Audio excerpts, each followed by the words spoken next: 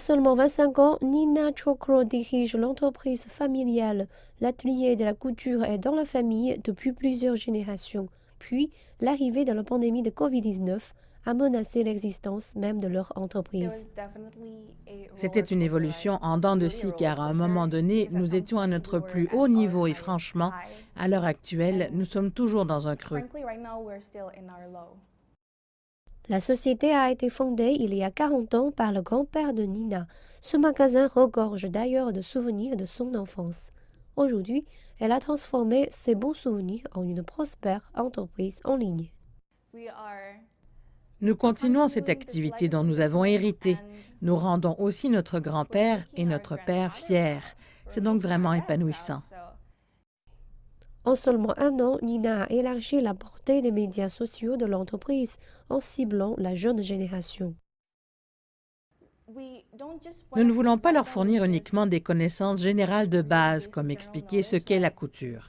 Nous voulons que les gens sachent que la couture est amusante, qu'elle est facile. Nous sommes dans cette génération où tout est basé sur l'étiquette.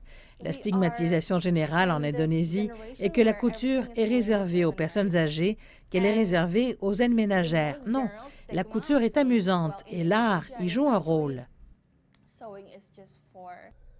Nina produit des tutoriels vidéo pour apprendre aux jeunes tailleurs à coudre.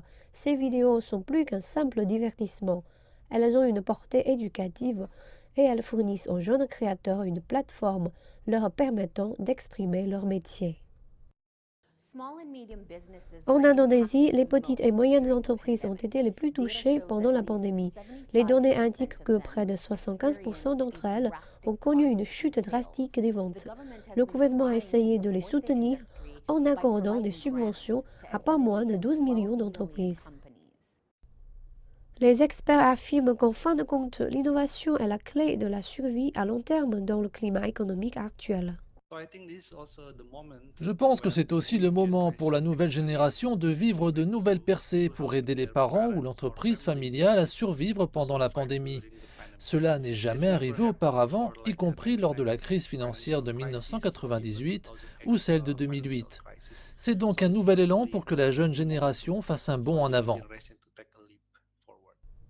La boutique de Nina a survécu à un nombre de ces défis, mais sa détermination à porter l'héritage familial ne faiblit pas en dépit de la crise.